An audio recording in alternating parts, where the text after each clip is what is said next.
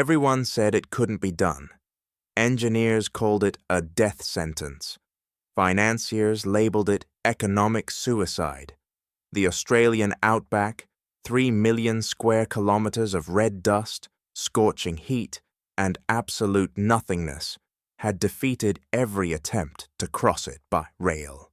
Yet in the scorching summer of 1929, a single locomotive departed from the southern coast, bound for the heart of the continent, along a route that existed more in ambition than reality.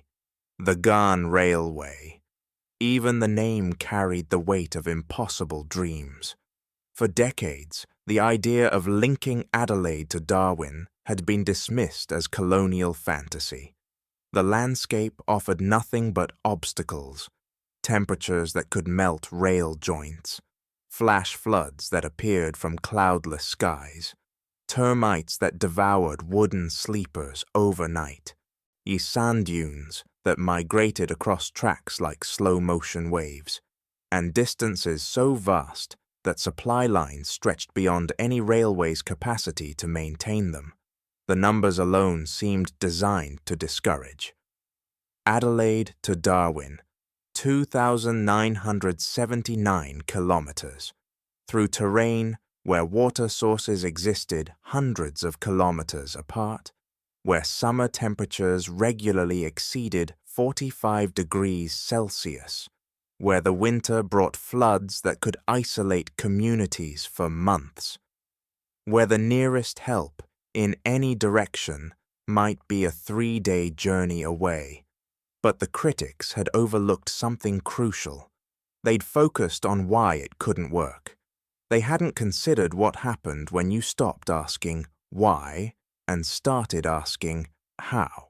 The story begins not with triumph, but with failure.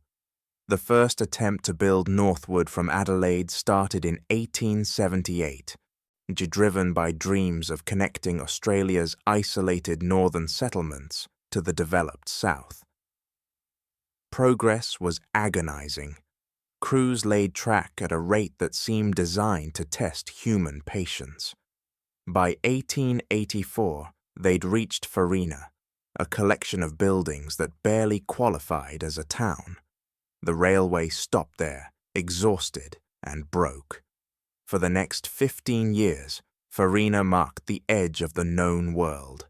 Beyond it lay the Outback, unconquered. Then came the gold strikes at Coolgardie and Kalgoorlie. Suddenly, the empty interior didn't seem quite so worthless. If precious metals existed in the desert, perhaps crossing it wasn't suicide. Perhaps it was opportunity. The South Australian government, desperate for revenue and relevance, committed to pushing the line north. Not to Darwin, not yet. Just to a tiny settlement called Oodnadatta, 769 kilometres beyond Farina.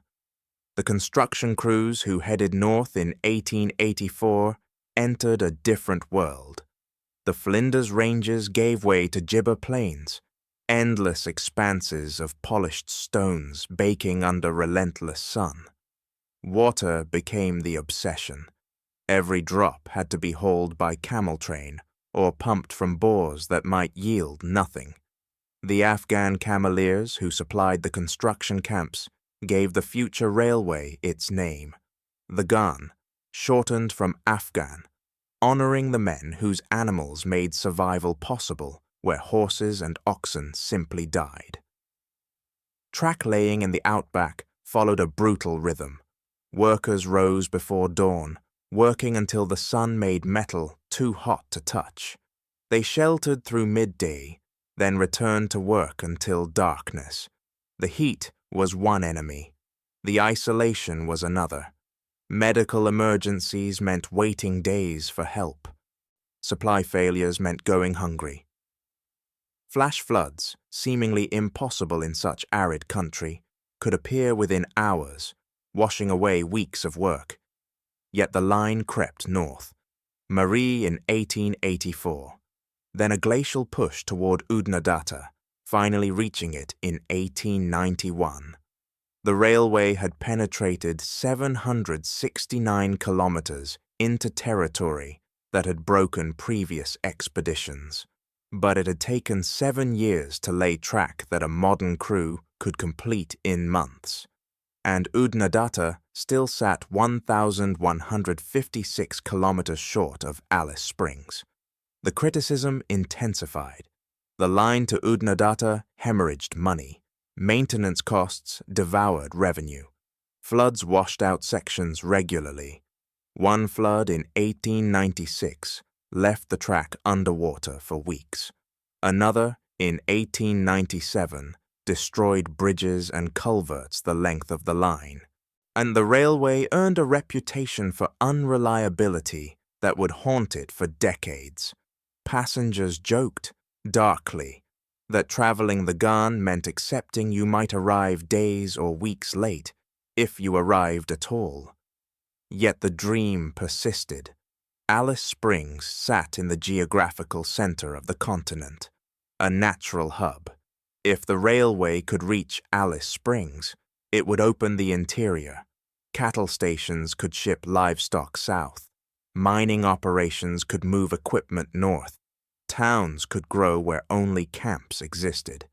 In 1926, the Commonwealth government finally committed funding, not because they believed it would work, necessarily, but because the political cost of not trying had become too high. Construction crews mobilized. New surveys mapped a route through terrain that previous expeditions had barely explored. Engineers studied flood patterns, soil conditions, water sources. They knew they were attempting something unprecedented. The technical challenges alone filled volumes. Standard gauge track would be impossible. The heat expansion would buckle rails. They used narrow gauge, which provided more flexibility. But narrow gauge meant slower speeds and reduced capacity. The curves had to be gentle, because tight turns in extreme heat would stress the rails beyond tolerance. Grade calculations had to account for loaded trains climbing through terrain with minimal water for boilers. Every specification was a compromise between what engineering required and what the Outback would tolerate. Water remained the obsession. The route between Oodnadatta and Alice Springs crossed some of the driest territory on Earth. Natural water sources existed, but they were unreliable. Borees had to be sunk at strategic intervals, expensive, difficult, and not guaranteed to produce. The railway would need water not just for locomotives, but for the stations, maintenance crews, and settlements that would grow along the line. Then came the problem nobody had solved: how to lay track across sand country. The section north of Oodnadatta crossed terrain where sand dunes shifted with the wind. Standard ballast would sink into the sand. Heavy trains would compress the formation until the track became a roller coaster. Engineers experimented with different ballast materials, different track configurations, different foundation techniques. Nothing worked perfectly. Everything was compromise. Construction pushed north from Oodnadatta in 1927. The crews faced everything previous expeditions had encountered, plus some challenges unique to this section. Aboriginal communities had to be consulted. The route crossed traditional lands, sacred sites, established pathways. Negotiations took time, but they were necessary. This railway wouldn't succeed by ignoring the people who'd thrived in this country for thousands of years. The pace was glacial. Some days, crews laid less than a kilometer of track. Equipment broke down in the heat. Supplies arrived late. Workers quit. But the line advanced. Slowly, meter by meter, the steel pushed north. On August 4th, 1929, the track reached Alice Springs. The locomotive that steamed into Alice Springs that day carried more than passengers and freight. It carried vindication. Critics had said it couldn't be done. Engineers had said the obstacles were insurmountable. Yet here was the proof, smoking, hissing, a very real proof that the Outback could be crossed, but the celebrations were premature. The Garn had reached Alice Springs, yes, but at what cost? The operational reality was sobering. The line suffered from everything critics had predicted. Floods remained a constant threat. The section through Algebuckina regularly went underwater, sometimes for months. The sand country track required constant maintenance. Termites attacked sleepers relentlessly. Heat expansion created dangerous track conditions. Journey times were unpredictable. The scheduled 3-day trip from Adelaide to Alice Springs often took a week or more. Passengers told stories that became legend, being stranded for days when floods washed out track, shoveling sand to free locomotives stuck in drifts, in watching railway crews work through the night to repair washouts while passengers camped beside the train. The Garn earned a reputation as Australia's most adventurous railway, not through marketing, but through lived experience. Yet it worked, imperfectly, unreliably, expensively, but it worked. Alice Springs transformed from an isolated outpost to a connected town. Cattle stations could ship livestock, mining operations could move equipment. The interior opened. The critics had been right about the challenges. They'd been wrong about the conclusion. The Garn demonstrated something fundamental about engineering ambition. Impossibility is often just difficulty that nobody's solved yet.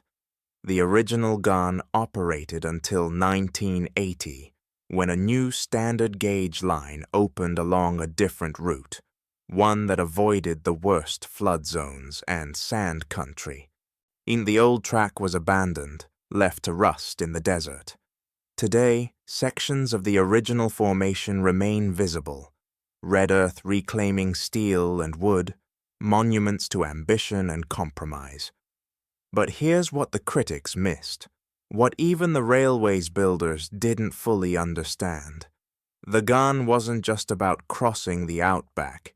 It was about proving that isolation wasn't permanent, that distance wasn't destiny, that landscapes which seemed designed to defeat human ambition could be conquered, not by ignoring their challenges, but by accepting them and building anyway. The modern Garn, running on the new alignment, carries tourists who marvel at the Outback's beauty from air-conditioned comfort. They don't experience the heat, the floods, the sand, the termites. They don't know what it took to lay that first track, and to keep those first trains running, to prove that critics can be wrong even when their arguments sound entirely reasonable. 3 million square kilometers of red dust. Critics called it impossible. Engineers made it inevitable. And somewhere in the desert, sections of the original track still remain. Silent testimony that impossible is just another engineering problem waiting for someone stubborn enough to solve it.